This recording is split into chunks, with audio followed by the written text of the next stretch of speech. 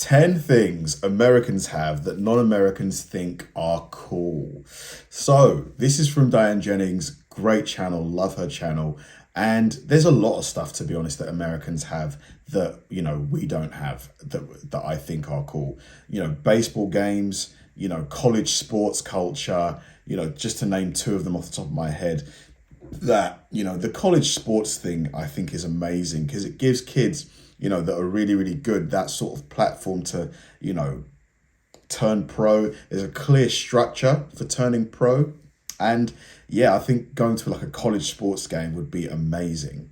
So today I wanted to look at 10 things that non-American people find very nice about American people. Like, it makes us go, oh, like these are quite nice things that you do that we enjoy. Like your little aliens, and it's just fun for us to look at you, but aliens that we like. Before we get into today's video, your Irish curse for the day is that if you don't subscribe or like or comment on the video, there's a chance that the next time you put on socks, you're gonna put your foot down on the ground and it's gonna get wet. You're gonna have wet socks and nobody wants wet socks, so, subscribe or like or comment.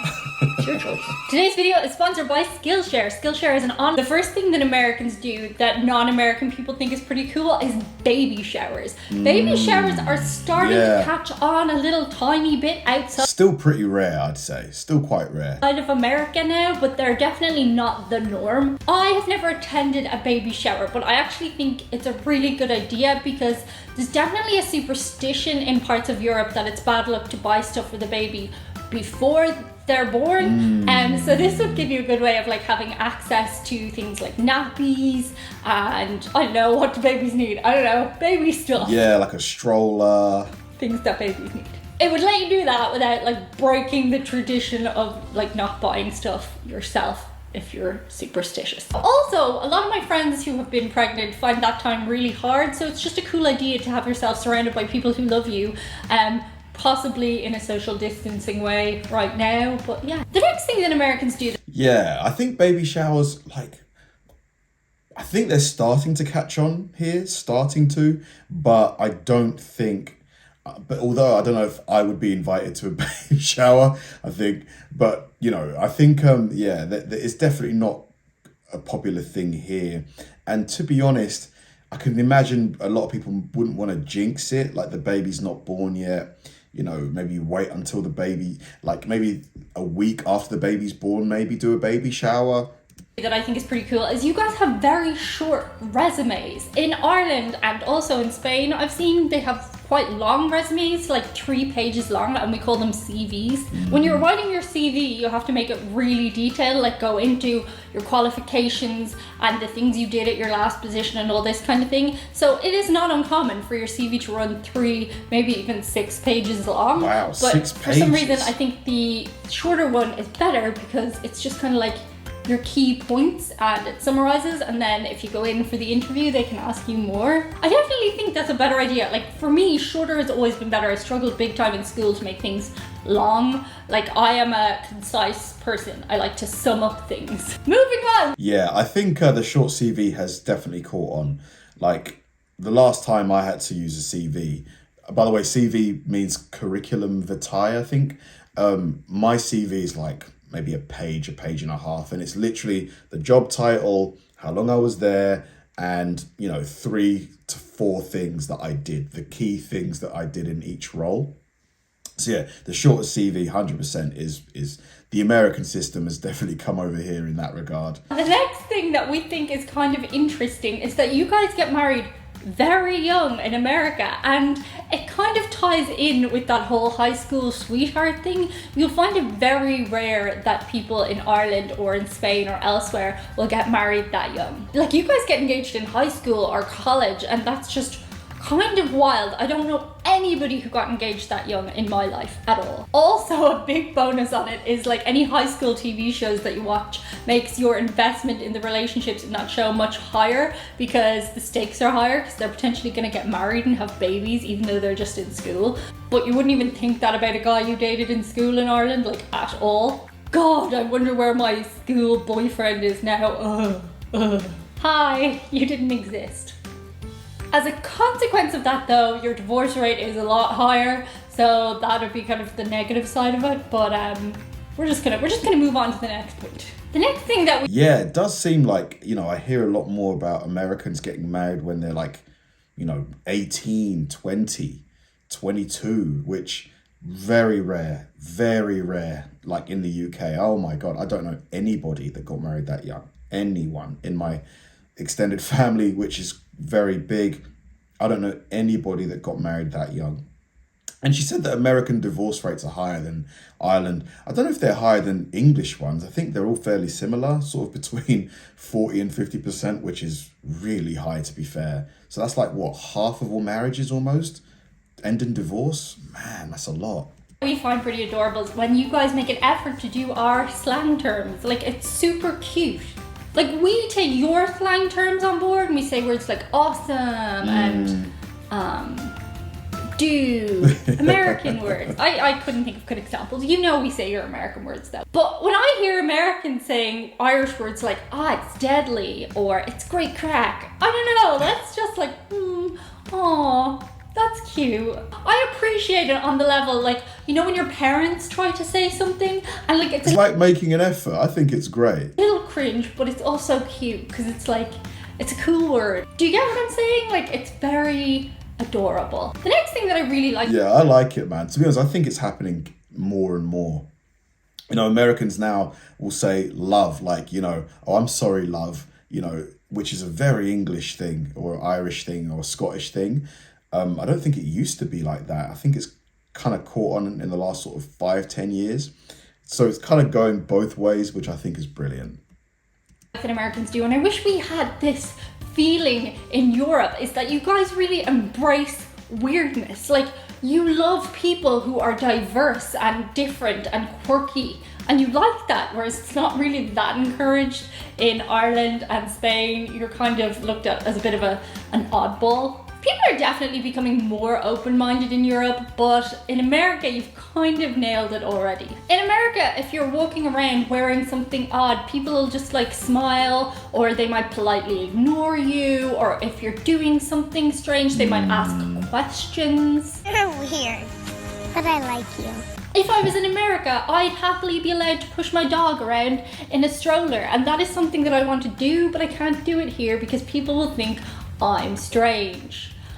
I might just do it anyway because it seems funny. So like, you can wear a funny outfit, you can dress in Japanese manga every day, or if I wanted to dress in Victorian clothes every day of my life, which actually I think is kind of cool. I'd like to try out wearing a corset, but it would just be too strange here. But if I lived in America, not only could I do that, I'd find a group of people who wanted to do it with me. You could find your tribe because those things exist in America. You embrace weirdness, and I like that about you guys. The next thing, for sure, I think individuality is encouraged a lot more in the States from what I've seen. Like, being unique, being your own person, being you, forging your own lane, sort of thing. Here, it's starting to get more like that, but traditionally British people are a lot more conformist. Like, there's a way we do things here and that's how it is. What's the old saying? The nail that sticks out gets hammered.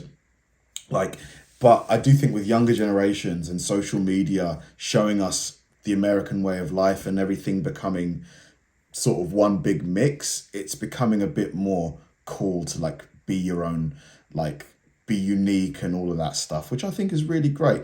That you have in America that I really, really, really wish we had more of is basements. You guys have pretty much basements as a standard thing in most houses. Here in Spain, they're fairly non-existent entirely, and in Ireland they are a total rarity.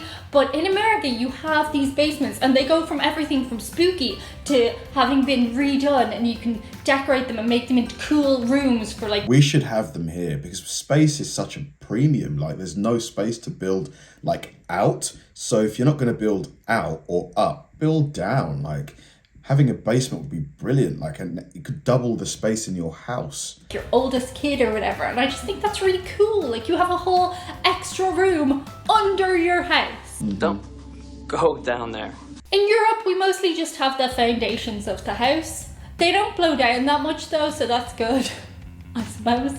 But yeah, you get a whole extra room, which is just very, very, very cool. And I wish I had that, if not for the extra room for the, oh my God, go down to the basement. It's so dark and spooky. I don't have a room like that in my house. So yeah. The next thing that... Yeah, for sure. Like, but I suppose, would having a basement affect the strength of the house in terms of the foundations? Would it affect that?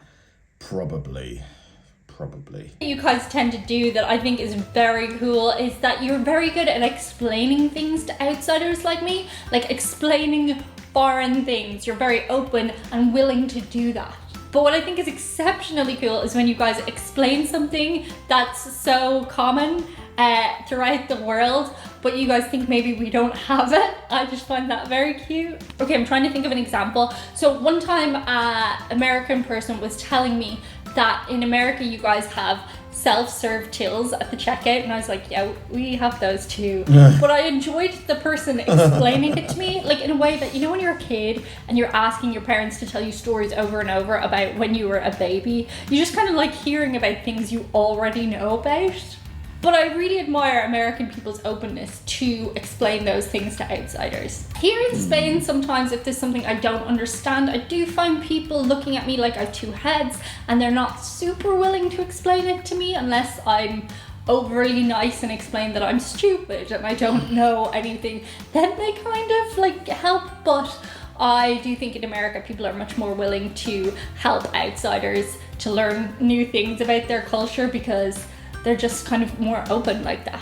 The next... Yeah, if that's the case, if it's between the Spanish way and the American way, I'm picking the American way for sure. Like, you know, because if you're new to a place, you just don't know how things are done there. So I'd rather someone explain it to me, you know, patiently than kind of look at me like, you're so dumb. Like, why don't you know that sort of thing? The thing that you guys have that I think is really cool is you have merch for everything. Like any TV show that I enjoy has merch. I can go out and buy a Walking Dead hoodie, no problem. That's not difficult to do. We have merch. Like 10 people bought it, but it exists.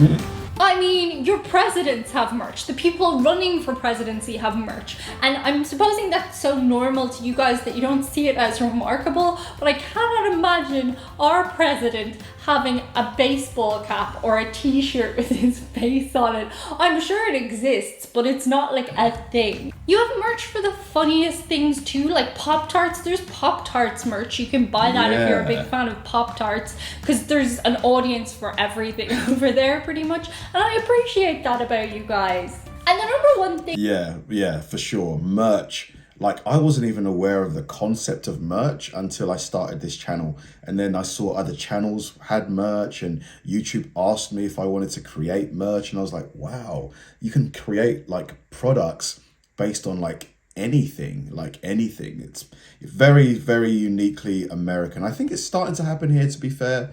Like, you can get like posters and mugs of like a lot of things now, which we definitely took from America. Thing that you have in America that I really admire is you have businesses that I would make up in my head that actually exist over there. Here, I can only dream of a dog swimming pool. That doesn't exist here unless you have your own private swimming pool, which I don't. But over there are dog swimming pool places that cater purely for dogs. Really?